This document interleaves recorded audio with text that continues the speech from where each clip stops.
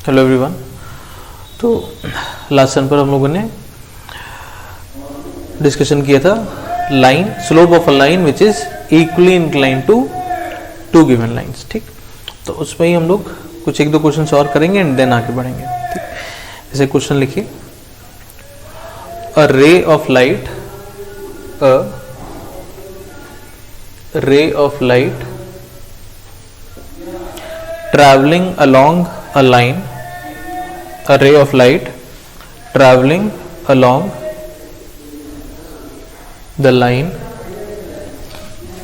x plus 2y minus 3 equals to 0, x plus 2y minus 3 equals to 0 gets reflected from a line mirror, gets reflected from a line mirror x minus y, gets reflected from a line mirror x minus y equals to 0. Find equation of the reflected ray. Find equation of the reflected ray. अब देखिए, एक रे of light है जो कि इस line के along travel कर रही है। मान लीजिए ये रे ऑफ लाइट हो गई। ठीक, इस लाइन की इक्वेशन गिवन है x plus 2y minus 3 equal to 0 and ये किसी मिरर से रिफ्लेक्ट हो रही है। मिरर की इक्वेशन ये है, तो ये वाली लाइन कहीं पर होगी, ये हमारा मिरर हो गया एंड इस मिरर की इक्वेशन है x minus y is equal to 0। And यहाँ से रिफ्लेक्शन के बाद अब जो रिफ्लेक्टेड रे है, हमको इस लाइन की इक्वेशन फाइंड करनी है। हमको इंसिडेंट रे गिवन है, हमको मिरर की इक्वेशन गिवन है, हमको रिफ्लेक्टेड रे की इक्वेशन फाइंड करनी है ना। मैंने हमेशा बोला है कि क्वेश्चन पढ़िए, सबसे पहला काम डायग्राम ड्रॉ करेंगे, है ना। तो हम लोगों ने एक डायग्राम ड्रॉ कर लिया, रफ डायग्राम। अब जिस स्ट्रेट लाइन की इक्वेशन हमको फाइंड करनी है, जैसे मैंने हमेशा कहा है, किसी भी स्ट्रेट लाइन की इक्वेशन फाइंड करनी है तो दो ही तरीके से सोचना है, पॉइंट पॉइंट या पॉइंट स्लोप। तो अब इस लाइन पे लाई करने वाले दो पॉइंट्स मिल जाए या कोई एक पॉइंट और स्लोप हमको मिल जाए तो हम इसकी इक्वेशन फाइंड कर पाएंगे। तो अब इस डायग्राम को एक बार ऑब्जर्व करिए, क्वेश्चन है ना उसी कॉन्सेप्ट पर ही बेस्ड है, slope of the line equally incline to two lines. तो वो यहाँ पर कैसे अप्लाई कर सकते हैं, कैसे हम इसके लिए रिक्वायर्ड इंफॉर्मेशन दो पॉइंट्स या पॉइंट एंड स्लोप इस तरह से फाइंड कर पाएंगे। एक बार इसको खुद से ट्राई करेंगे। ठीक है, चलिए।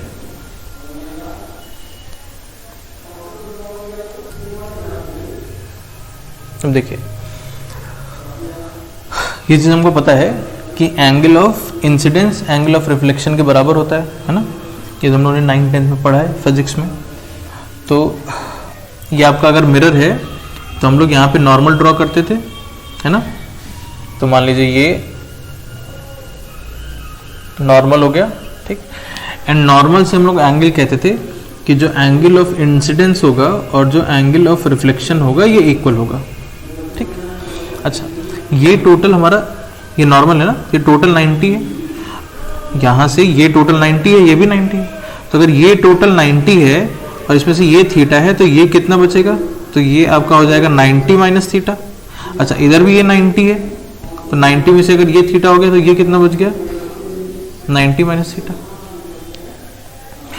अब क्या इस डायग्राम को देख करके हम ये कह सकते हैं कि जो मिरर है, mirror is the line which is equally inclined to the incident ray and the reflected रे।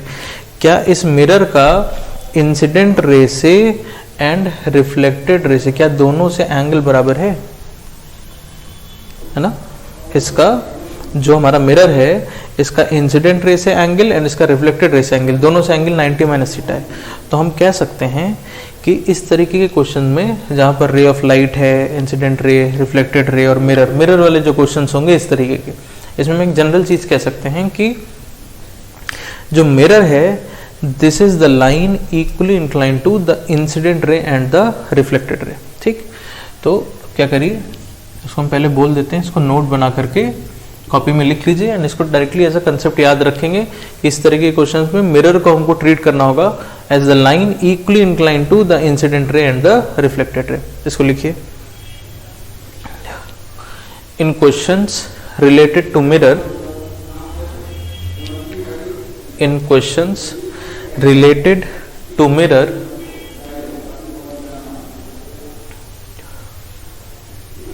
related to mirror, mirror is the line, mirror is the line which is equally inclined, mirror is the line which is equally inclined to the incident ray and the reflected ray. Mirror is the line which is equally inclined to the incident ray and the reflected ray. ठीक, पहले एक बार ये वाली बात देख लीजिए, क्या ये हमको क्लियर है? अब देखिए, अब फॉर्मूले में जो हम लोग का फॉर्मूला था उसमें m क्या था, m1 क्या था, m2 क्या था, इसमें गलती करते हैं लोग। मैंने हमेशा बोला था कि m आप हमेशा उस लाइन का स्लोप मानेंगे जो लाइन इक्वली इंक्लाइंड है टू गिवन लाइन से, और जो दो गिवन लाइन्स है उनका स्लोप m1 m2 है फॉर्मूले में। तो यहाँ पर मतलब ऐसा नहीं करेंगे कि जो दो लाइन्स गिवन है वही आपका m1 m2 है, जो फाइंड करना है वो m है, नहीं। जो लाइन आपकी इक्वली इंक्लाइंड होती है दोनों लाइन से, ये m है फॉर्मूले में, एंड ये जिनसे जिनसे इक्वली इंक्लाइंड है वो m1 m2 है। मतलब इस क्वेश्चन में हमको m1 पता है -1/2 इस लाइन का स्लोप, हमको m पता है 1, और हमको m2 फाइंड करना है। इस क्वेश्चन में m फाइंड नहीं करना है। इसमें लोग गलती करते हैं कि ये m1 m2 लेके m फाइंड करते हैं, नहीं। ये चीज़ हमेशा ध्यान रखेंगे, इसीलिए मैंने फॉर्मूले में उस दिन कई बार ये चीज़ बोली उस लेक्चर में कि आप हमेशा m वो लेंगे जो लाइन इक्वली इंक्लाइंड है दो लाइन से, और ये जिसके जिसके साथ इक्वली इंक्लाइंड है वो m1 m2। तो अब एज पर दिस क्वेश्चन हमको m पता है और m1 m2 में से एक हमको पता है, दूसरा हमको फाइंड करना है। तो फॉर्मूला अप्लाई किया जाए, m2 फाइंड किया जाए। कैसे लिखते हैं? m minus m1 on 1 plus m1 equals to minus of m minus m2 upon 1 plus m into m2। ठीक, ये हो गया 1 plus 1/2 3/2, एंड ये हो गया आपका 1 minus 1/2 दैट इज 1/2। इधर हो जाएगा m2 minus 1, नीचे हो जाएगा 1 plus m2, कैंसिल आउट हो जाएगा, 2 to 3 बचेगा, इधर क्रॉस मल्टीप्लाई कर लेते हैं। तो 3 plus 3m2 equals to m2 minus 1, rearrange कर लेते हैं। 2m2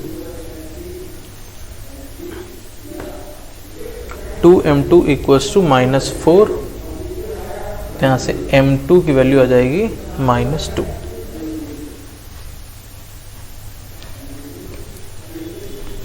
यानी कि जो लाइन हमको फाइंड करनी है उसका स्लोप हमको मिल गया -2। ठीक, ओके। अभी लेकिन क्वेश्चन अभी कंप्लीट नहीं हुआ, क्योंकि हमको इस लाइन की इक्वेशन लिखनी है। तो स्लोप तो हमको मिल गया, अब इस पर हमको एक पॉइंट भी रिक्वायर्ड होगा। तो पॉइंट हम कैसे फाइंड कर सकते हैं कि जो हमारी इंसिडेंट रे है एंड जो हमारा मिरर है, ये दोनों जहां पे मीट करेंगे, ये वाला पॉइंट, तो रिफ्लेक्टेड रे भी तो इसी पॉइंट से पास करेगी। तो अगर हम इस इक्वेशन को, इस लाइन को और इस लाइन को साइमल्टेनियसली सॉल्व कर दें, तो जो हमको पॉइंट ऑफ इंटरसेक्शन मिलेगा वो वाला पॉइंट इस रिफ्लेक्टेड रे में भी लाई करेगा। तो हमको अब इस लाइन पे लाई करने वाला एक पॉइंट भी मिल जाएगा। तो क्या किया जाए, इन दोनों इक्वेशन को साइमल्टेनियसली सॉल्व कर लिया जाए। ठीक, तो साइमल्टेनियसली सॉल्व करना है तो मान लीजिए अगर हम सीधे सीधे सब्ट्रैक्ट कर दें तो x कैंसिल आउट हो जाएगा, है ना। तो यहाँ पे आ जाएगा 3y -3 इक्वल्स टू 0, तो वहाँ से y की वैल्यू 1 आ जाएगी। फिर y को 1 पुट कर देंगे किसी भी एक इक्वेशन में तो x आ जाएगा, है ना। मेरे ख्याल से सॉल्व कर सकते हैं इतना तो खुद से। तो जब आप सॉल्व करेंगे तो ये वाला जो पॉइंट है, ये पॉइंट हमको मिल जाएगा 1,1। ठीक, तो हमको स्लोप पता है, पॉइंट पता है, इक्वेशन लिख सकते हैं। तो जो हमारा फाइनल आंसर होगा, स्लोप क्या आ गया -2। -2 का मतलब कैसे लिख रहे हैं ना, क्लियर होना चाहिए। स्लोप इसका -2 आएगा एंड 1,1 से पास करना है। 1 1 पुट कर देते हैं 3, तो ये हमारा फाइनल आंसर है। This is equation of the reflected ray.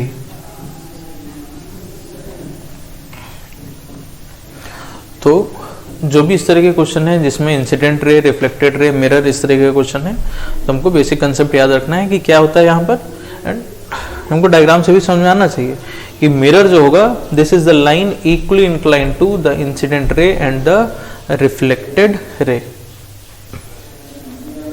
Clear हो गया?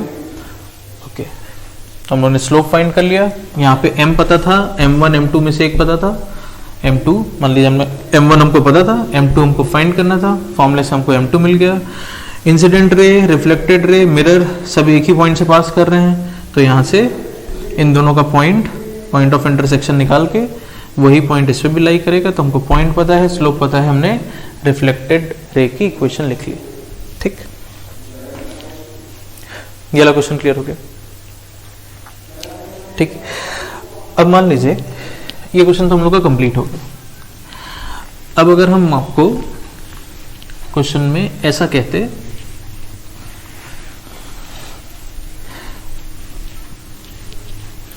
कि क्वेश्चन में जो दो लाइंस हमको गिवन थी, ये एक इंसिडेंट रे है, एक रिफ्लेक्टेड रे है, आप हमको मिरर की इक्वेशन बताइए। एक इंसिडेंट रे है, एक रिफ्लेक्टेड रे है, आप मिरर बताइए। तो इसको पूरा सॉल्व नहीं करेंगे, इसमें केवल एक चीज हम डिस्कस करना चाहते हैं, वो देख लेते हैं। तो अब हमको इंसिडेंट रे गिवन है, कुछ x plus 2y minus 3 equal to 0, and हमको रिफ्लेक्टेड रे गिवन है, that is x minus y equal to 0। अब ये जो मिरर है हमारा, हमको इस मिरर की इक्वेशन फाइंड करनी है। तो बेसिक कंसेप्ट तो अभी भी वही है कि mirror is the line equally incline to the incident ray and the reflected ray. तो अब आप क्या कहते हैं? तब आप कहते हैं कि भाई इस क्वेश्चन में हमको m1 पता है -1/2 एंड हमको m2 पता है 1, और अब इस केस में हमको m फाइंड करना होता। तो फॉर्मूला हमको पता है, इस केस में केवल इन्फॉर्मेशन चेंज हो गई। पिछले केस में हमको m और m1 पता था, तो हमको m2 फाइंड करना था। यहाँ पे अगर हमको इंसिडेंट रे और रिफ्लेक्टेड रे क्वेश्चन में ऐसे गिवन होता और मिरर पूछा जाता, तो हमको m1 m2 पता होता, हमको m फाइंड करना होता। ठीक, इसमें तो कोई प्रॉब्लम नहीं होनी चाहिए। अब क्वेश्चन ये है कि हमको ये चीज पता है कि जब हम ये फॉर्मूला अप्लाई करते हैं, सारा डिस्कशन उन्होंने किया हुआ लास्ट लेक्चर में, कि जब हम line equally incline to two lines वाला जब भी फॉर्मूला अप्लाई करते हैं m को फाइंड करने के लिए, तो ऐसे केस में हमको हमेशा m की दो वैल्यूज मिलती हैं, है ना। m के लिए हमेशा दो आंसर्स आते हैं, और जो दोनों आंसर्स आते हैं वो आपस में हमेशा परपेंडिकुलर होते हैं, कुछ इस तरह से। तो अब क्वेश्चन ये है कि अगर हमको इंसिडेंट रे की इक्वेशन फिक्स कर दी गई और रिफ्लेक्टेड रे की इक्वेशन फिक्स कर दी गई, तो अगर m की दो वैल्यूज आ रही हैं, है ना, पॉइंट भी हम निकाल ही पाएंगे, ये वाला पॉइंट हमको पता चल ही जाएगा। जो इंसिडेंट रे और रिफ्लेक्टेड रे का पॉइंट ऑफ इंटरसेक्शन आएगा, मिरर भी वहां से पास करेगा, तो पॉइंट भी फिक्स हो गया ये। तो अब जब m की दो वैल्यूज आएंगी, जैसे उन्होंने उस दिन भी बहुत सारे क्वेश्चन में ये चीज डिस्कस करी थी, तो क्या m की दोनों वैल्यूज एक्सेप्टेबल होंगी? क्या हम क्वेश्चन में दो तरीके से मिरर ले सकते हैं, या अब जो हमको आंसर मिलेगा उसमें से केवल कोई एक ही वैल्यू हम एक्सेप्ट करेंगे एंड दूसरी वैल्यू हम एक्सेप्ट नहीं करेंगे? मतलब ये तो हमको पता है कि फॉर्मूला अब अगर हम लगाएंगे तो m की दो वैल्यूज आएंगी, तब m की उन दो वैल्यूज में से क्या दोनों ले सकते हैं? मतलब क्या इंसिडेंट रे रिफ्लेक्टेड रे हम फिक्स कर दें, तो क्या हम दो तरीके से मिरर बना सकते हैं, या फिर उन दोनों में से एक ही वैल्यू हमको लेनी होगी? और अगर दोनों में से एक ही लेनी है तो कैसे पता करेंगे कि कौन सी वैल्यू लेनी है, कौन सी वैल्यू नहीं लेनी है? ठीक, तो एक बार वीडियो को पॉज करके एक बार खुद अच्छे से सोचिए कि क्या दो तरीके से, ऐसे क्वेश्चन में दो तरीके से मिरर बन सकता है क्या? अगर बन सकता है तो हम दोनों आंसर लेंगे, नहीं तो फिर हम एक ही लेंगे। फिर हम सोचेंगे कि दोनों में से कौन सा एक लेना है, नहीं लेना है। बट एक बार इसको खुद से सोचिए कि क्या दो तरीके से मिरर बना सकते हैं कि नहीं, है ना। देखिए क्या ऐसा डायग्राम पॉसिबल है कि इंसिडेंट रे सेम रहे, रिफ्लेक्टेड रे सेम रहे और मिरर दो तरीके से बन जाए? ठीक, एक बार इसको सोचिए खुद से, वीडियो पॉज करिए, खुद से सोचिए।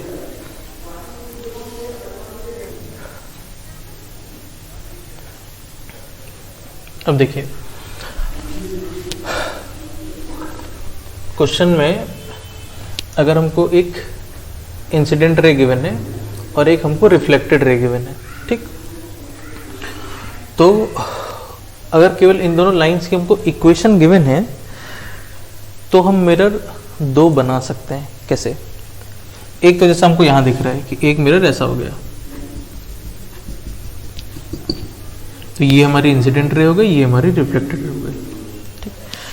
दूसरा क्या है, क्वेश्चन में आपको incident ray and reflected ray की इक्वेशन गिवन है, हमको इक्वेशन गिवन है, हमको उसका डायरेक्शन नहीं गिवन है।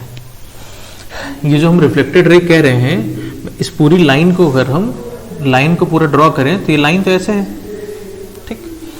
तो अगर हम रिफ्लेक्टेड रे का डायरेक्शन ऐसा माने तो मिरर इधर होना चाहिए, मतलब ये इंसिडेंट रे इधर मिरर से रिफ्लेक्ट होके ये रिफ्लेक्टेड रे।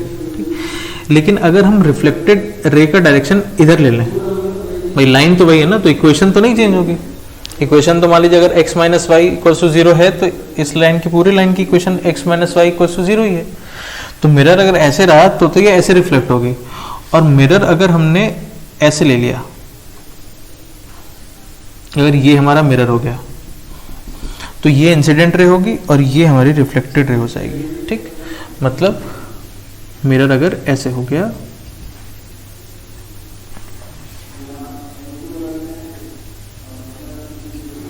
ये अगर मिरर हो गया तो अब ये इंसिडेंट रे हो गई, ये रिफ्लेक्टेड रे हो गई।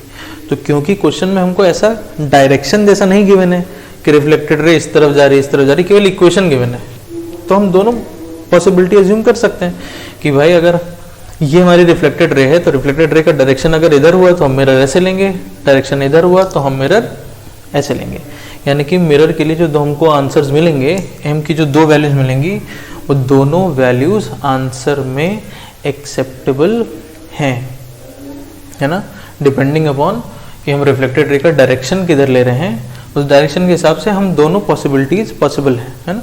मिरर हम दो तरह से बना सकते हैं। तो आपको हर एक चीज़ एकदम क्लियर होनी चाहिए, है ना, क्योंकि हम जब फॉर्मूला अप्लाई करेंगे तो एम की दो वैल्यूज आएंगी, तो अब दोनों वैल्यूज एक्सेप्टेबल हो रही हैं, नहीं हो रही हैं, या हो रही हैं तो किस तरह से हो रही हैं, वो सारा चीज़ आपको एकदम क्लियर होना चाहिए कि एग्जैक्टली क्वेश्चन में क्या हो रहा है। ठीक है, चलिए एक क्वेश्चन हम लोग और करेंगे एंड देन उसके बाद फिर इसमें अगला टॉपिक स्टार्ट करेंगे।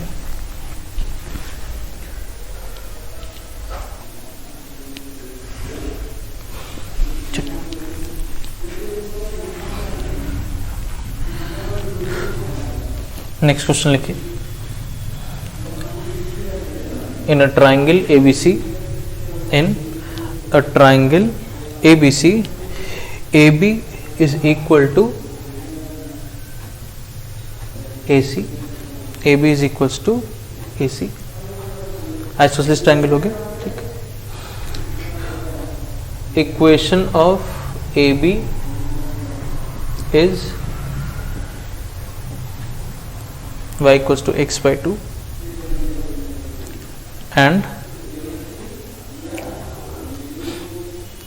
and coordinates of B and C are, and the coordinates of B and C are 2, 1 and 1, 2 respectively, and the coordinates of B and C are 2, 1 and 1, 2 respectively. Find equation of the side AC. Find equation of the side AC. Isosceles triangle है, इसमें एक side की equation given है and हमको मतलब AB की equation given है and हमको दो वर्टिसेस गिवन है। ठीक। तो अब हमको AC साइड की इक्वेशन फाइंड करनी है। क्वेश्चन खुद से करेंगे, सारा इन्फॉर्मेशन गिवन है, इसके हिसाब से एक डायग्राम बनाइए। देखिए क्या फाइंड करना है, जिस लाइन को फाइंड करना है, अगेन स्लोप, दो पॉइंट या एक पॉइंट स्लोप फाइंड करने की कोशिश करिए एंड इसको खुद से एक बार पूरा क्वेश्चन प्रोसीड करिए। चलिए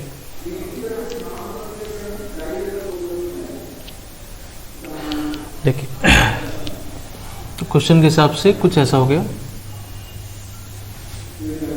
ये A, ये B, ये C, AB AC equal given है। ठीक। B का कोऑर्डिनेट दिया है 2, 1, C का कोऑर्डिनेट दिया है 1, 2 एंड AB लाइन की इक्वेशन गिवन है y is equals to x by 2।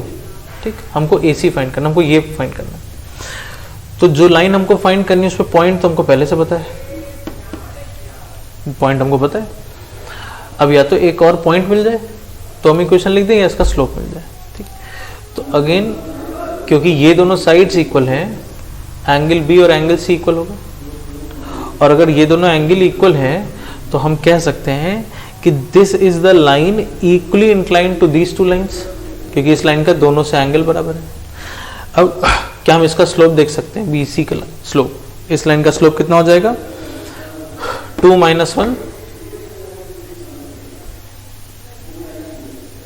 2 - 1 upon 1 - 2 -1, और क्योंकि ये लाइन इक्वली इंक्लाइंड है इन दोनों से, तो अगेन जैसा भी उन्होंने पिछला क्वेश्चन किया था कि बेसिकली आपको m गिवन है ना, तो ये चीज़ बहुत लोग गलती करते हैं, ऐसा लग जाता है कि इक्वली इंक्लाइंड का क्वेश्चन है और फिर उसके बाद जो दो गिवन है उसी को m1 m2 मान लेते हैं ना, गलती नहीं करेंगे। जो लाइन इक्वली इंक्लाइंड है दोनों लाइन से वो m1 है, और ये जिससे इक्वली इंक्लाइंड है वो m1 and m2।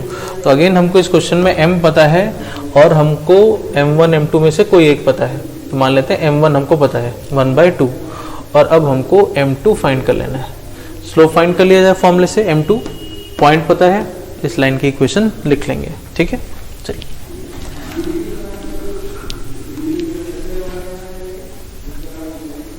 m minus m1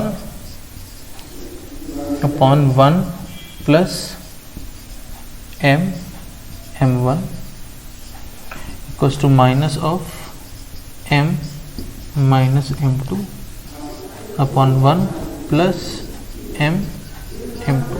ठीक, -1 - 1/2 ये हो गया -3/2। ठीक, एंड 1 - 1/2 ये आपका हो गया 1/2, माइनस ऑफ, इसमें से माइनस कॉमन ले लेते हैं तो ये माइनस माइनस प्लस हो जाएगा, ये हो जाएगा 1 plus m2 upon 1 minus m2 ऐसा। ठीक, तो 2 कैंसिल आउट, -3 क्रॉस मल्टीप्लाई, तो -3 minus minus plus 3m2 equals to 1 plus m2, तो यहाँ से 3m2 minus m2, 2m2 will be equal to 4, यहाँ से m2 की वैल्यू आ गई 2। स्लोप हो गया 2, पॉइंट हो गया ये, लाइन की इक्वेशन लिख दी जाए डायरेक्टली। स्लोप अगर 2 है तो लाइन में एक्स वाई का टर्म ऐसे होना चाहिए, minus coefficient of x upon coefficient of y, slope 2 आना चाहिए, है ना। ठीक, एंड 1, 2 से पास करना है इसको, तो 1, 2 पुट कर देते हैं, तो x को 1 और y को 2 पुट करेंगे तो 0 हो गया, तो कांस्टेंट टर्म भी फिर इसमें 0 रहेगा। तो इस लाइन की इक्वेशन हो गई 2x minus y is equal to 0। Clear हो गया। ठीक, तो अब हम लोगों ने आई थिंक सफिशिएंट क्वेश्चन कर लिए हैं इस पर, है ना। Line equally inclined to 2 given lines. ठीक, ये वाला क्वेश्चन भी क्लियर होना चाहिए, है ना। हमेशा क्वेश्चन पढ़िए, सबसे पहला काम जो भी आपको गिवन है उसके हिसाब से डायग्राम ड्रॉ करिए एंड देन फिर वहाँ से ऑब्जर्व करते हुए प्रोसीड करिए। कोऑर्डिनेट ज्योमेट्री में हमेशा क्वेश्चन पढ़ेंगे, सबसे पहला काम हमेशा डायग्राम जरूर से बनेंगे, एक रफ डायग्राम। ठीक, चलिए नेक्स्ट टॉपिक अब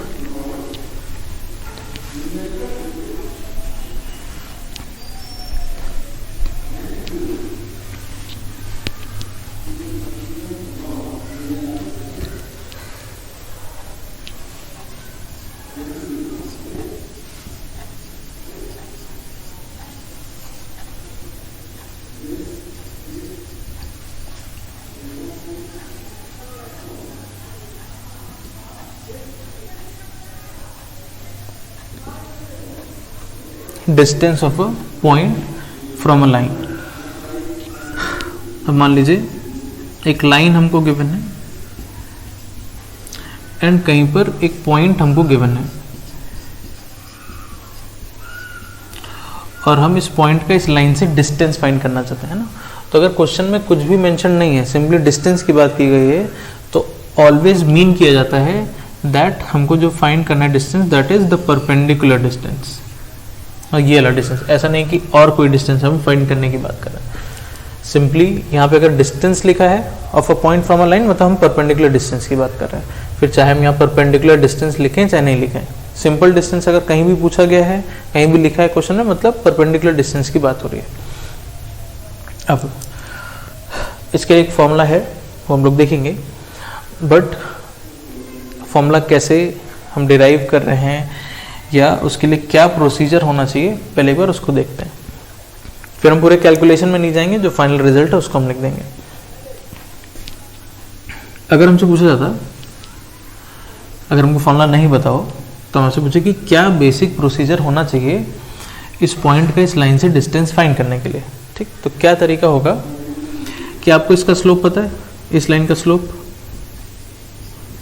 -a/b, तो क्योंकि ये वाली जो लाइन है इसके परपेंडिकुलर है तो इसका स्लोप आना चाहिए b/m1 m2 का प्रोडक्ट -1 आना चाहिए। तो इसका स्लोप पता है और इस लाइन पर एक पॉइंट पता है, तो हम इस लाइन की इक्वेशन लिख लेंगे, है ना। इस लाइन की इक्वेशन लिख करके इस लाइन के साथ सॉल्व करेंगे तो ये पॉइंट आ जाएगा। इस लाइन की इक्वेशन लिख दें, ये लाइन की इक्वेशन पता है, दोनों को सॉल्व करेंगे साइमल्टेनियसली तो ये पॉइंट आ गया। अब इस पॉइंट का इस पॉइंट से डिस्टेंस लिख देंगे, दो पॉइंट्स के बीच का डिस्टेंस लिखना जानते हैं तो हमको ये डिस्टेंस मिल जाएगा, ठीक। क्या करें, प्रोसीजर क्लियर हुआ, है ना। इसका स्लोप पता है तो यहाँ से परपेंडिकुलर लाइन का स्लोप आ गया, स्लोप पता चल गया, पॉइंट पता है, इस लाइन की इक्वेशन लिख लेंगे, ये लाइन पता है, ये लाइन पता है, सॉल्व करेंगे तो ये पॉइंट आ गया। अब इस पॉइंट और इस पॉइंट के बीच का डिस्टेंस लिखेंगे तो हमको ये डिस्टेंस मिल जाएगा। तो फाइनली जो हमको डिस्टेंस मिलता है दैट इज मॉडुलस। मॉडुलस क्यों, क्योंकि डिस्टेंस हमेशा पॉजिटिव ही रिपोर्ट करते हैं। ax1 plus by1 plus c under root a² plus b², इस तरह से, ठीक। कैसे याद रख सकते हैं, न्यूमरेटर अगर आप देखिए तो ऐसा है, this point satisfied in this line, ऐसा लग रहा है, नहीं, x1 y1 इस लाइन में पुट करेंगे तो ax1 plus by1 plus c बनेगा, ये आपका न्यूमरेटर हो गया, divided by under root of x coefficient square plus y coefficient square, ठीक। याद रहेगा फॉर्मूला। चलिए कुछ सिंपल क्वेश्चन करते हैं पहले इस पे, डायरेक्ट फॉर्मूला बेस्ड। लिखिए, find distance of the point 2, -3, find distance of the point 2, -3 from the line 3x minus 4y plus 5 equals to 0. Find distance of the point 2, -3 from the line 3x minus 4y plus 5 equals to 0. Formula हमारे सामने, सीधे सीधे formula apply करिए, answer लिखिए।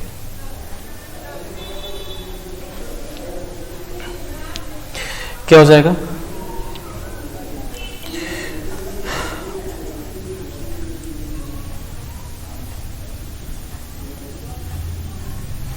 Modulus of, कैसे लिखा गया, point satisfied in the line, है ना। पॉइंट पुट कर दीजिए, 3 × 2 6 -3 × -4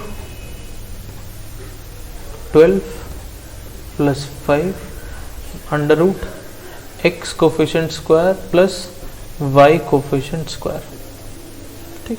तो कितना हो गया, 18 प्लस 5 23 डिवाइडेड बाय 9 प्लस 16 25 का रूट दैट विल बी 5। तो जो हमको डिस्टेंस मिला वो हमको मिल गया 23/5। सिंपल, डायरेक्टली फॉर्मूला अप्लाई कर दिया, ठीक। एक छोटा सा क्वेश्चन और करते हैं, फाइंड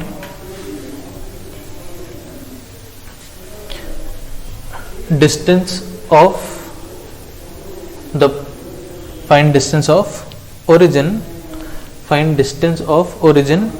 from the line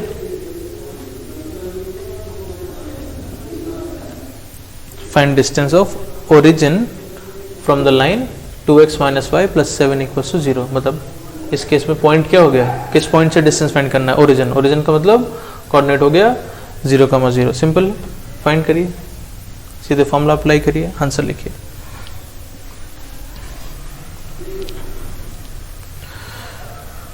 तो न्यूमरेटर कैसे लिखेंगे, point satisfied in the line, ये 0 हो गया, ये भी 0 हो गया, plus 7 upon under root x coefficient square y coefficient square, तो आ जाएगा 7/√5, ऐसे,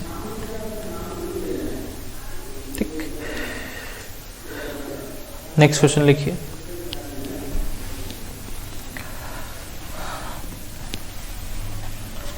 find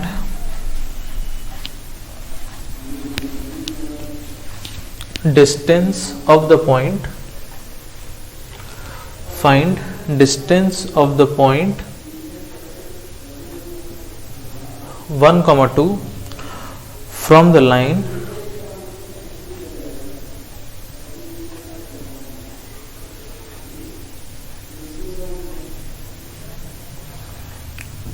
find distance of the point 1, 2 from the line 3x plus 4y minus 2 measured parallel to the line, measured parallel to the line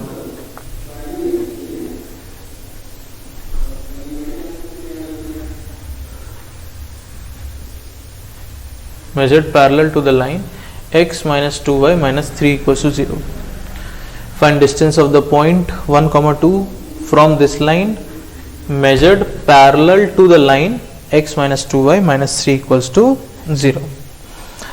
अब देखिए again एक बार इसका हम पहले डायग्राम बनाते हैं क्वेश्चन में जो बोला गया, तो हमको समझ में आएगा कि क्या एग्जैक्टली हमसे पूछा गया, क्या रिक्वायर्ड है. अब कहीं पर ये पॉइंट होगा 1, 2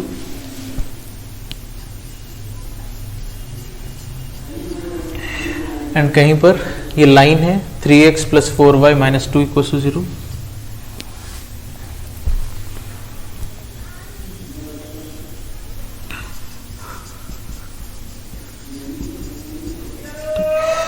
तो अब हमको इस पॉइंट का इस लाइन से डिस्टेंस तो पूछा गया है, बट अब हमको इस पॉइंट का इस लाइन से परपेंडिकुलर डिस्टेंस नहीं पूछा गया है. क्वेश्चन में बोला गया है कि आप डिस्टेंस बताइए, बट कौन सा distance which is measured parallel to this line. अब क्या होगा कि ये वाली लाइन कहीं पर होगी, मान लीजिए कहीं पर ये वाली लाइन है x minus 2y minus 3 equal to 0.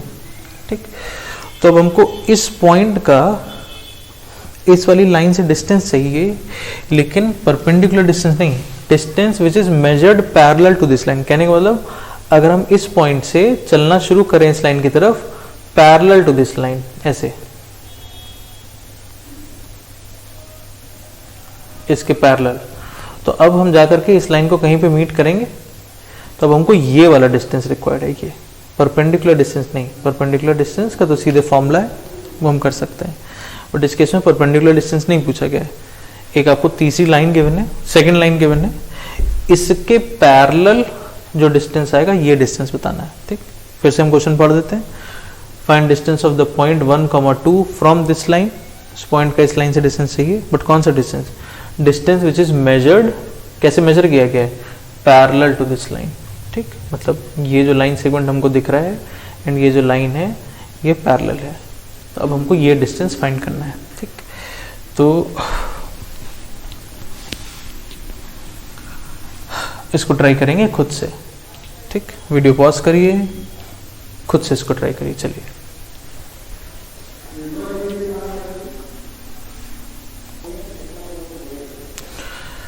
अब देखिए, अभी जो हम लोगों ने स्टार्टिंग में डिस्कस किया था कि पॉइंट गिवन है और लाइन गिवन है, तो ये डिस्टेंस फाइंड करने के लिए क्या बेसिक प्रोसीजर था ये बताया था, है ना, कैसे फाइंड कर रहे थे. तो इसका स्लोप, फिर ये लाइन, फिर इस लाइन से ये पॉइंट फाइंड किया, फिर इसके बीच का डिस्टेंस फाइंड किया.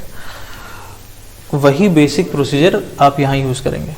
तो अगर हमको वो बेसिक प्रोसीजर क्लियर है तो हम सोच सकते हैं कि यहाँ पे भी क्या प्रोसीजर होना चाहिए. जैसे अगर हमको ये डिस्टेंस चाहिए तो हम ये वाला पॉइंट फाइंड करें, ये पॉइंट पता चल जाए, ये पॉइंट पता चल जाए, पता है ये पहले से, दोनों के बीच का डिस्टेंस लिख देंगे, ये डिस्टेंस आ जाएगा. ठीक, अब ये वाला पॉइंट हमको मिलेगा कैसे, तो हम इस लाइन की इक्वेशन लिख दें और इस लाइन को इस लाइन के साथ सॉल्व कर लिया जाए. ठीक, तो इस लाइन की इक्वेशन कैसे लिखेंगे, पॉइंट पता है और स्लोप, भाई ये और ये पैरेलल है ना, तो जो स्लोप इसका होगा वही स्लोप इसका होगा. तो अगर हम इस लाइन की इक्वेशन लिखें तो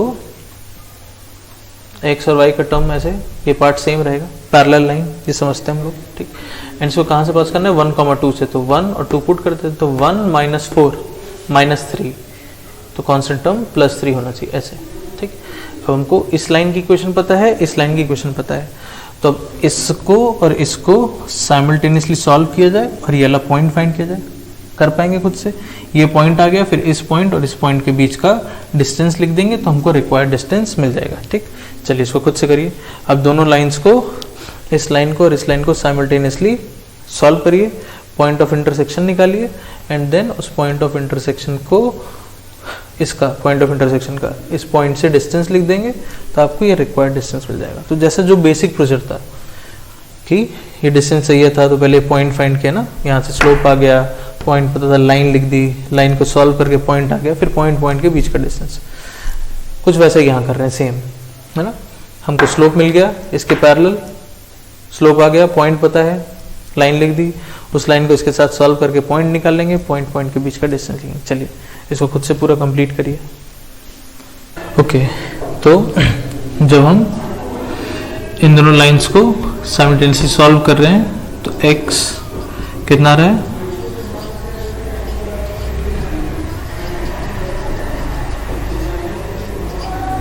एक सारा कुछ -4/5 है ना, इसको -8/10 ऐसे लिख सकते हैं, y 11/10। ठीक, अब जो पॉइंट हमको ये मिल गया, ये वाला पॉइंट हमको मिल गया। अब इस पॉइंट और इस पॉइंट के बीच का डिस्टेंस लिख दिया जाए, √(-8/10 -1 का स्क्वायर प्लस 11/10 -2 स्क्वायर। ठीक, -8 -10 मतलब -18/10 का स्क्वायर मतलब 18 स्क्वायर बाई 10 स्क्वायर प्लस 11 -20 -9 हो जाएगा, -9 का square 9 square by 10 square. Simplify कर लेंगे जो भी आएगा, है ना। बेसिक प्रोसीजर हमको क्लियर होना चाहिए। ठीक, परफेक्ट स्क्वायर बनेगा तो ठीक है, नहीं बनेगा तो उसी तरह से स्क्वायर रूट के फॉर्म में आंसर रिपोर्ट कर देंगे। इंपॉर्टेंट ये है कि क्या प्रोसीजर है वो हमको क्लियर होना चाहिए, है ना, कि कैसे हम लोग, अगर हमको परपेंडिकुलर डिस्टेंस नहीं चाहिए, किसी दूसरी लाइन के पैरेलल बोल दिया गया कि इसके पैरेलल डिस्टेंस फाइंड करना है तो क्या तरीका होना चाहिए। ठीक है, चलिए एक क्वेश्चन हम लोग और करेंगे।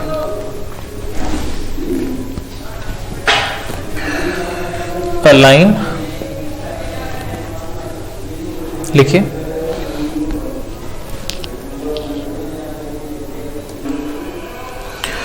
a line is having an intercept of A and B. A line is having intercept of A and B on x-axis and y-axis respectively. A line is having intercept of A and B on x-axis and y-axis respectively.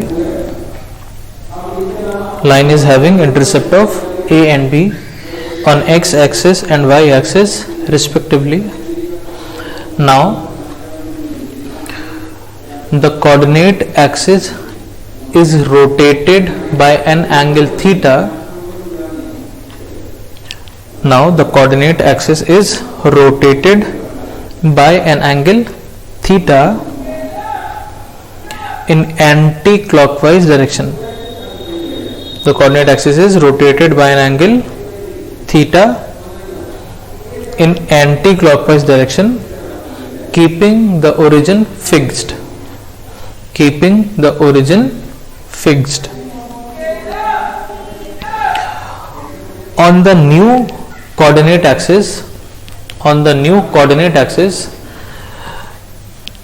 the same line has now an intercept of P and Q. The same line has now intercept of P and Q on the new x-axis and y-axis respectively. The same line has intercept of P and Q on the new x-axis and y-axis respectively. Find relation between A, B, P and Q. Find relation between A B P and Q. ठीक, क्वेश्चन पढ़िए, खुद से एक बार diagram बनाने की कोशिश करिए एंड खुद से एक बार ट्राई करिए इसको। ये सेम इसी चीज पर बेस्ड है जो हम लोग डिस्कस कर रहे हैं, distance of a point from a line. But अब वो कंसेप्ट कैसे यूज करना है, क्या करना है, वो जब आप डायग्राम बनाएंगे तो ही आप ऑब्जर्व कर पाएंगे। इसलिए मैं कहता हूँ कि कोऑर्डिनेट ज्योमेट्री में डायग्राम बहुत इंपॉर्टेंट है।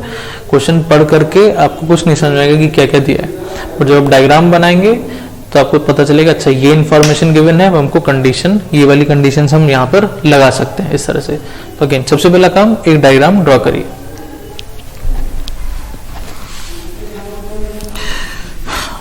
वीडियो पॉज कर लीजिए, डायग्राम ड्रॉ करिए, खुद से अगर लगता है तो एक बार इसको ट्राई करिए। चलिए,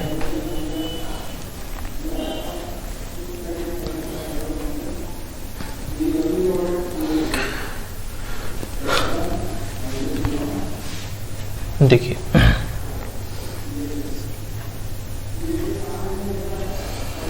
एक लाइन है जिसका एक्स एक्सिस पर इंटरसेप्ट ए है, वाई एक्सिस पर इंटरसेप्ट बी है, ये पुराना वाई एक्सिस है, पुराना एक्स एक्सिस है।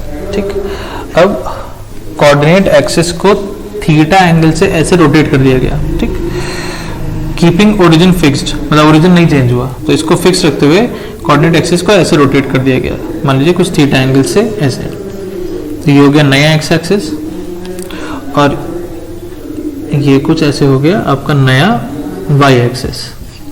ठीक, अब नए एक्स एक्सिस और नए वाई एक्सिस पर जो इंटरसेप्ट दिख रहा है ये पी एंड क्यू है, मतलब ये वाली लेंथ आपकी पी हो जाएगी ना, ये पी दिया है और नए वाई एक्सिस पर जो इंटरसेप्ट है ये क्यू दिया है।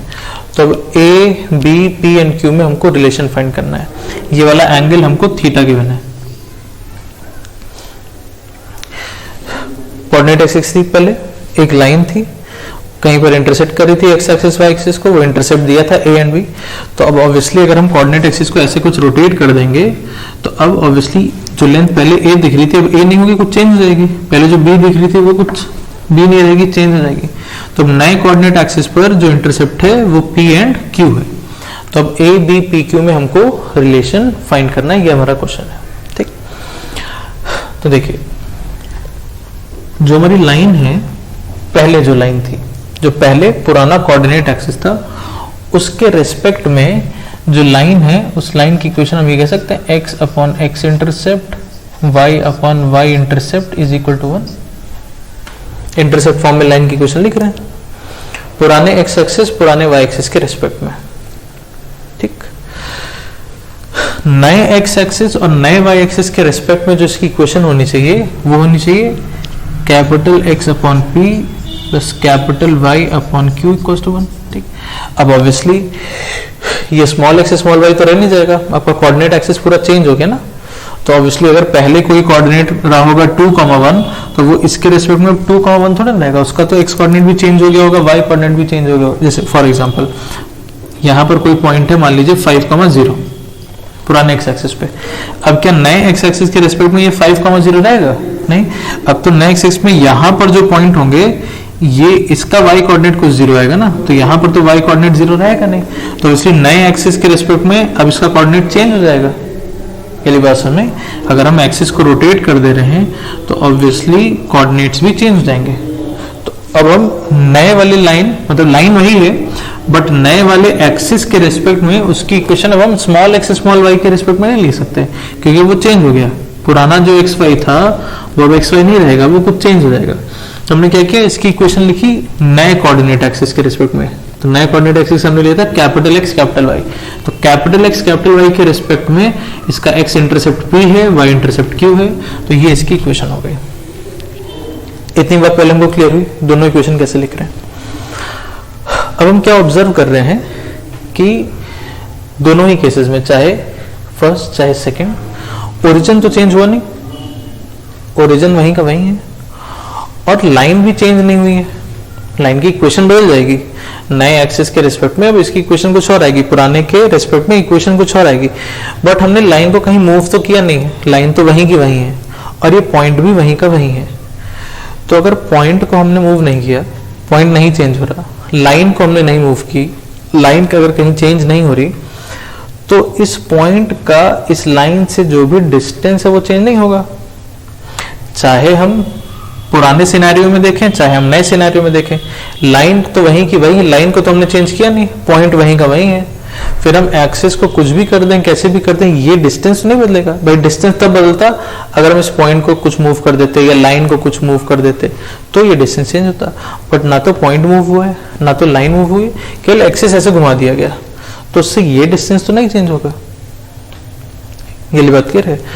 तो हम क्या कर सकते हैं, अब हमको एक कंडीशन यहाँ से, अब इसीलिए अगेन डायग्राम कितना इंपॉर्टेंट है कि सिर्फ क्वेश्चन पढ़ने से ये सारी चीजें हम ऑब्जर्व नहीं कर सकते, जब तक हम डायग्राम नहीं बनाएंगे ये सारी इंफॉर्मेशन हम नहीं देख पाएंगे।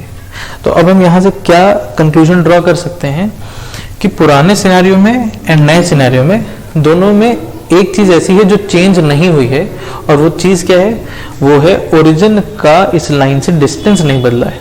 ठीक, तो ओरिजिन से लाइन का डिस्टेंस इस केस में कह लीजिए पुराने केस में, या ओरिजिन से लाइन का डिस्टेंस कह लीजिए इस केस में, ये चेंज नहीं हुआ है। मतलब जो डिस्टेंस यहाँ आना चाहिए वही डिस्टेंस यहाँ आना चाहिए। ठीक, तो अब अगर हमको ए बी पी क्यू में रिलेशन लिखना है तो ओरिजिन का डिस्टेंस लिख दें इस लाइन से एंड ओरिजिन का डिस्टेंस लिख दें इस लाइन से, और वो दोनों सेम आना चाहिए।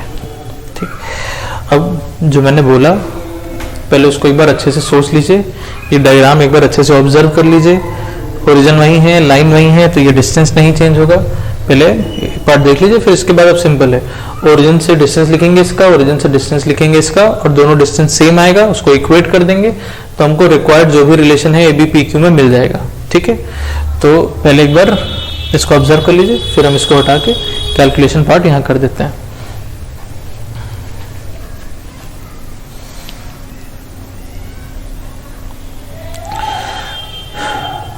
अगर कहीं प्रॉब्लम है तो पीछे जाकर के वापस से एक बार एक्सप्लेनेशन सुन लेंगे। ठीक है, तो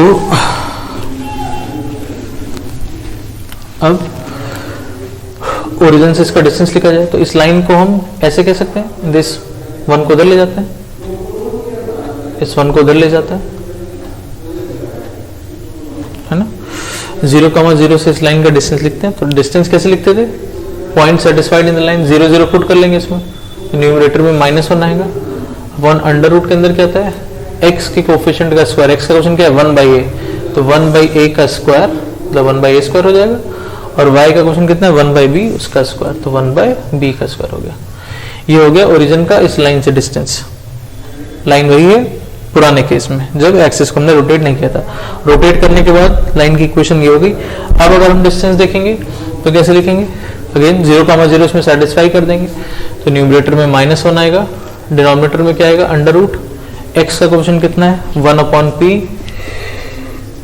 x coefficient square plus y coefficient 1/q का स्क्वायर, ऐसा हो गया। और ये दोनों इक्वल होना चाहिए। ठीक, बोथ साइड स्क्वायर कर लेते हैं, तो स्क्वायर करेंगे तो -1 +1 हो जाएगा, मॉडुलस भी हट जाएगा है ना, और ये अंडर रूट भी हट जाएगा। फिर क्रॉस मल्टीप्लाई कर लेते हैं, क्रॉस मल्टीप्लाई करेंगे तो ये इधर चला जाएगा, तो 1/p square plus 1/q square, ये टर्म इधर आ जाएगा, 1/a square plus 1/b square. तो ये रिलेशन हो गया between a, b, p and q। ठीक है, तो अगर हमको बेसिक कंसेप्ट क्लियर है तो उसके बाद कुछ है नहीं, इसके बाद तो कैलकुलेशन है, केवल ओरिजिन से इसका डिस्टेंस लिख करके इक्वेट कर दिया गया। इंपॉर्टेंट वही है कि डिस्टेंस क्यों या कैसे इक्वल हो रहा है वो हमको क्लियर होना चाहिए। ठीक है, तो इस टॉपिक में सफिशिएंट क्वेश्चन हम लोगों ने कर लिया, सिंपल पॉइंट से लाइन से डिस्टेंस वाली बात है, फॉर्मूला हमको याद होना चाहिए ना, point satisfied in the line numerator हो गया divided by under root of x coefficient square plus y coefficient square. ठीक, तो आज का लेक्चर इसको हम लोग यहीं पर स्टॉप करेंगे। असाइनमेंट में आप लोग क्या क्या कर सकते हैं वो हम बता दे रहे हैं।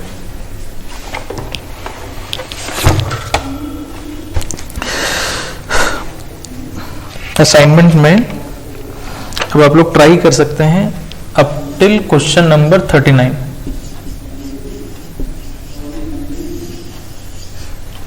क्वेश्चन नंबर 39 तक असाइनमेंट कंप्लीट कर सकते हैं, जिसमें से अभी कुछ क्वेश्चंस हम लोग नहीं करेंगे। कौन कौन से क्वेश्चंस? एक तो क्वेश्चन नंबर 20 से 24, क्वेश्चन नंबर 20 से लेके 24 तक ये भी नहीं करेंगे, क्योंकि ये पैरामीट्रिक इक्वेशन ऑफ लाइन पर बेस्ड है। तो अभी इसके बाद हम लोग एक टॉपिक और कवर करेंगे, तब ये वाला टॉपिक स्टार्ट करेंगे। तो ये क्वेश्चन अभी नहीं करेंगे 20 से 24। एंड इसके अलावा दो क्वेश्चंस और हैं, दैट इज 36 एंड 37। ये दोनों क्वेश्चन क्वाड्रिलेटरल की कुछ प्रॉपर्टीज पर बेस्ड है। तो हम लोग स्ट्रेट लाइंस में आगे चल के कंप्लीट एक डिस्कशन करेंगे टॉपिक पर क्वाड्रिलेटरल से रिलेटेड। तो जब वो डिस्कशन कर लेंगे तब आप ये क्वेश्चन ट्राई करेंगे। 36, 37 अभी नहीं करेंगे, एंड 20 से लेकर के 24 अभी के लिए नहीं करेंगे। इसके अलावा अब टिल क्वेश्चन नंबर 39 बाकी सारे क्वेश्चन सब आप ट्राई कर सकते हैं। ठीक है, चलिए तो फिर आज का लेक्चर इसको अब हम लोग यहीं पर स्टॉप करते हैं। ठीक है, थैंक यू।